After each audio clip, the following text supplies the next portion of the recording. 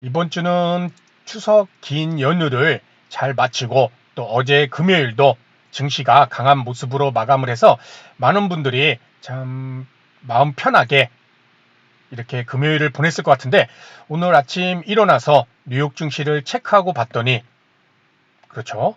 이게 웬걸 느닷없는 급락이 나온 미국 증시를 볼 수가 있습니다. 다우 1.9%, 특히 나스닥 같은 경우 3.56%가 이렇게 밀렸고 S&P 500도 2.71% 이렇게 급락한 모습이 나타났습니다. 이런 지수의 모습에 많은 투자자들이 바로 기사를 막 검색했겠죠. 그렇죠. 야, 왜 뉴욕 증시 왜 이렇게 급락이 나왔냐? 그렇죠. 바로 요 트럼프 미 대통령 이 발언이었죠. 중국이 미국의 히토류 통제를 했기 때문에 이 미국이 100% 관세를 또 매기겠다. 그래서 트럼프와 시진핑 에이펙 회동 정상회동이 미지수가 될 수가 있다. 이런 트럼프 발언에 따라 증시가 또 한 번 요동을 쳤습니다. 이 트럼프 발언에 따른 이 변동성, 또다시 시장에 큰 충격을 준 그러한 모습이었죠. 자, 내용을 조금 더 보게 되면은 이런 발언에도 불구하고 그 이후에 트럼프 대통령은 또 바로 이런 수습하는 발언을 하였죠. 다만 트럼프 대통령은 이 중국이 방금 내놓은 적대적 명령에 대해 어떤 말을 하느냐에 따라 미국도 후속 조치에 나설 것이다. 다시 얘기해서 중국의 후속 조치에 따라 미국의 대응 수위도 조절될 수 있음을 시사했다. 100% 관세 매길 거다 이렇게 얘기를 해놓고 정상회담도 할지 못할지 할 이유가 있는가 이렇게 얘기를 했다가 또다시 이런 얘기를 했다라는 것이죠. 그러면서 이 에이펙 계기 미중 정상회담 개최에 대한 이런 취재진의 질문에 우리가 정상회담을 할지 모르겠지만 그것과 상관없이 일단은 그곳에 갈 것이다. 그렇죠? 나는 아마 우리가 정상회담을 할 수 있을 것 같다며 예정대로 개최될 가능성도 열어뒀습니다. 말이 순식간에 이렇게 막 바뀐다는 것이죠. 그렇죠? 하지만 단순한 해프닝이 아니라 이런 심각한 갈등의 전조일 수 있다는 분석도 나온다는 것이죠. 무엇보다도 중국의 태도가 이 예전에 트럼프 집권 1기 때와 다르다는 점, 이 내용은 중국이 미국의 의도를 알고 또 미국과 대등하게 경쟁할 수 있다라는 그런 미국에 대한 대미 자신감을 가져서 이런 미중 간의 갈등이 어느 한쪽의 일방적인 양보로 마치지는 않을 수도 있다라는 그런 내용의 우려 섞인 모습이 나타나고 있습니다. 쉽게 해서 이 하나의 기사 안에서만 하더라도 트럼프 대통령이 중국에 대해 너네가 하는 거에 따라 나도 달라질 수 있어. 그렇죠.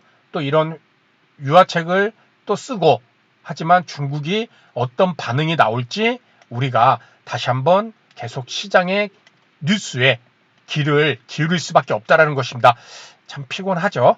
자, 이러한 변동성, 우리가 어찌할 수 없는 외부 변동성이 나타났을 때 우리가 바로 해야 되는 점은 바로 이거죠. 주가 지수와 개별 종목의 밴드 구간을 반드시 스스로 설정해야 된다는 그런 이유가 분명히 있을 것입니다. 왜냐하면 이런 기사 하나하나에 따라 앞으로도 미중 간의 갈등에 대한 기사들이 또 후속 기사들이 막 나오겠죠. 그렇죠? 중국과 미국이 잘 양보를 해서 합의가 돼서 에이펙 때 정상회담을 갖고 이래서 우리 잘해보자 이러면은 다행인데 그렇지 않고 또 갈등이 깊어진다면 우리 개인 투자자들은 그러한 기사 하나하나에 감정에 치우친 매수와 매도를 피할 수 있다는 것입니다. 무엇을 해서? 밴드 구간을 스스로 설정을 해서. 그렇죠? 자, 그러면 간단하게 우리 지금 나스닥 일봉 차트입니다. 어제 3.56% 이렇게 꽉 찬 종가까지 매도세의 힘이 꽉 찬 이런 음봉이 나와버렸죠. 그렇게 됐을 때 야, 주가가 떨어졌으니까 무조건 매수다 이러기보다는 우리가 여기 제가 두 개의 라인을 밴드 구간을 이렇게 설정했습니다. 이날 8월 13일 날 고점과 8월 28일 날의 고점을 연결을 한 그 라인에 회색 음영을 넣었는데 우리가 이 라인 때까지는 밴드 구간, 지지 구간으로 삼고 나스닥도 한번 체크를 조심스럽게 해볼 필요가 있다는 것이죠. 거기에 이평선은 60일 이평선. 그렇죠. 물론 가장 좋은 것은 여기서 조정을 마무리하고 미중 간의 갈등이 봉합되는 모습이 나오면서 오르면은 이게 가장 좋은 거겠죠. 그렇죠? 하지만 그렇지가 않다면은 일단 이렇게 밴드 구간을 스스로 만들어 놓고 혹시 또 추가 하락이 나왔을 때 이 밴드 구간을 터치하는 움직임이 나오지는 않는지, 그렇죠? 그러한 것들을 함께 보면서 지금 나스닥도 만약에 추가 상승이 나온다면 다시 한번 20일 이평선과 5일 이평선 돌파를 우리가 또 체크를 함께 해줄 필요가 있다는 것이죠. 자, 그럼 돌아가서 이제 국내 증시 코스피를 보게 되면 코스피도 제가 이렇게 밴드를 좀 설정을 했습니다. 이렇게 갭상승이 나오고 갭상승이 나왔을 때 돌파한 가격대가 지수대가 여기죠. 3,494. 노란색 음영이 있는 요 고점, 이날의 고점, 그리고 이때 음봉이 나왔던 이날의 저점, 이 고점과 저점을 연결한 구간을 이제 밴드 구간으로 이렇게 잡아놓고 있습니다. 그렇기 때문에 이 밴드 구간을 지켜주느냐, 만약에 주가가 추가 하락이 나온다면, 그리고 이 밴드 구간 상단을 1차 지지 라인으로 일단은 삼아야겠죠. 만약에 주가가 이렇게 내려온다 하더라도 이렇게 지켜주는지, 만약에 이거 이탈하면은 이제는 추가 하단 밴드 구간을 지켜주는지, 이러한 것들을 스스로가 이렇게 밴드 구간을 정해놓고 내가 감정에 치우친 매매가 아닌 이런 밴드 구간을 기준으로 접근을 해볼 수 있다는 것입니다. 자, 그럼 코스닥도 한번 보도록 하겠습니다. 코스닥도 이 밴드 구간을 설정을 했는데 요때의 고점, 그리고 요때의 고점, 이 고점과 요때의 고점을 연결해서 이제는 여기 상단 지지 라인이 이렇게 한번 하락을 지지하는 역할을 해줬죠.